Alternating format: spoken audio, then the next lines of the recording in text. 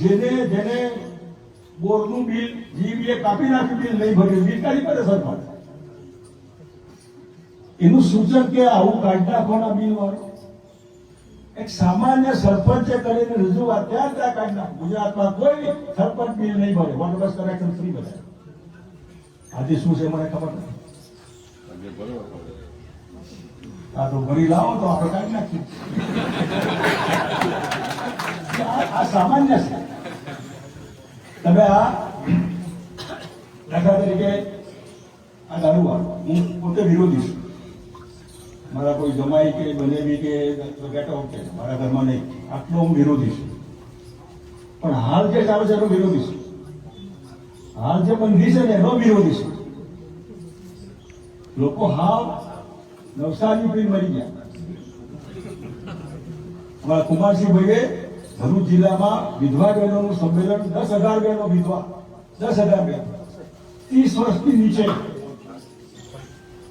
ફરિયાદ એ કે અમારો એક પીર મરી ગયો, 2 છોકરાને ક્યાં જવું, શું કરવું? એ ના માને એવું કરો ને પીતો એવું પીવડે મરી ન જાય. એક સામાન્ય બહેનોની આ વેદના, અને એના માટે પોલીસને બૂટ લેવો 24 કલાક તૈયાર. પોલીસ ખાતે સૌથી આની પાછળ પડી જાય કે ના પકડો. હું આને સિસ્ટમેટિક બનાવવાનો મતલબ, આ સિસ્ટમેટિક વસ્તુ બને તો ગુજરાતના બાળકો કેજી થી પીજી, કેજી થી પીજી સુધી નથી, કેજી થી પીજી સુધી ફ્રી એજ્યુકેશન. MBBS, લો, BSc, MSc. મોટા ભાગે પ્રોબ્લેમ અત્યારે ફીનો હોય. નાના બાળકોની ફી આપણે લાખ રૂપિયા ફી, પ્રાઇવેટમાં તમે મૂકો તો લાખ રૂપિયા ફી, અને સરકારી બધી બંધ. સરકારી શાળાઓ એક શિક્ષક હોય ના હોય, શિક્ષકોની પડી જ નથી. પ્રાથમિક શાળામાં તો હાવ 8મા ધોરણમાં ખાડે જ ગયું છે. આ નાની વસ્તુ નથી. આ કેટલા લોકો પ્રાઇવેટમાં ભણાવશે તો સરકાર શેના માટે? શિક્ષકો મૂકો તો એની સુપરવિઝન તો કરો કે ભણાવે છે કે નહીં. એકમાત્ર નિર્ણય આ બદલાય તો ગુજરાતી પ્રજાને કેજી થી પીજી ફ્રી એજ્યુકેશન, દવાખાના, ડાક્ટર માણસને છીરે ને આપણા ગજવાય છીરે, ફ્રી મેડિકલ હેલ્થ ગમે તે હોસ્પિટલમાં, એજ્યુકેશન ગમે તે કોલેજમાં, પ્રાઇવેટમાં પણ જ્યાં ભણતા હોય ત્યાં ભણાવો, ફી સરકાર આપશે. દવાખાનામાં જાહેરમાં જાઓ, જ્યાં જવું હોય તો તમે જાઓ, એની ફી સરકાર આપશે. 50,000 કરોડની આવક.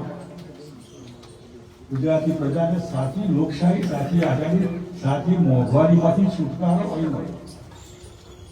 આ બધામાં છેવટે પાર્ટીઓ આવવાની જવાની આપણે કાયમ છે. કોઈ પાર્ટીને મેં છેતરી નથી, કોઈ પાર્ટીને મેં લૂંટી નથી. આપ્યું છે જ્યાં પડે ત્યાં. હવે જાહેર જીવનમાં આપવા માંગે તો પૂરું કરો, શું આપે?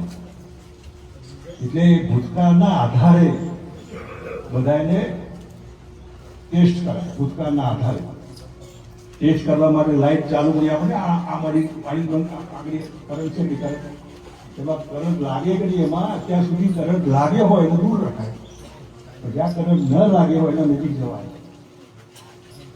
અને હવે મને કંઈ રહી નથી ગયું, મને ભોગવવાનું રહી નથી ગયું. હું કઈ લેવા પડ્યો તો એવું નહીં, પણ માહિતી આવ્યું તો ના નથી પાડે. વહીવટ કેવો હોય, અહીં હોય કે બીજે, એનો અનુભવ પ્રજાને સીધો થાય. 12 મહિનાનો અનુભવ એમાં લાઈટ વાળું કાઢી નાખે. પેલું ઝંડી આગળ લાગે ને મંત્રી અંદર લહેરાય, ઝંડી લહેરાય. આજે પ્રજા છે કે થોડી વાર ગાડી રોકાય તો એ બધા બૂમો પાડે. અત્યારે તો મંત્રીઓની ગાડી પાપા કલાક, અડધો કલાક લોકો રોકે ટ્રાફિક તો એ. પ્રજાને હેરાન નહીં કરો. તમે VIP છો, પ્રજાને હેરાનગતિ કરવા માટે નહીં. તમારી સપોર્ટ માટે તમને રોકો 2 મિનિટમાં, પણ 12 મિનિટ માટે નહીં. તમે જાઓ, તમને કોણ મારી નાખે? પબ્લિક લાઈફમાં કોણ મારી નાખે છે? એવું તમે શું પાપ કરો? લોકો તમને મારી નાખવા હોતા હોય. તમને મારી નાખવાનું કારણ શું હોય? હું એવું પાપ કરું, ખોટું એવું કર્યું જેથી કરી નાખું. ગુજરાતમાં ખરેખર 30 વર્ષમાં તો એટલા બધા સરસ કામ થયા હોય, જેમાં અત્યારે જે લૂંટ ચાલે છે ને, કરપ્શન ચાલે છે, કરપ્શન માટે કાયદા કડક હોય, કાઢી નાખો જેમાંથી કરપ્શન થતું હોય. તમે માલિક છો સરકારના.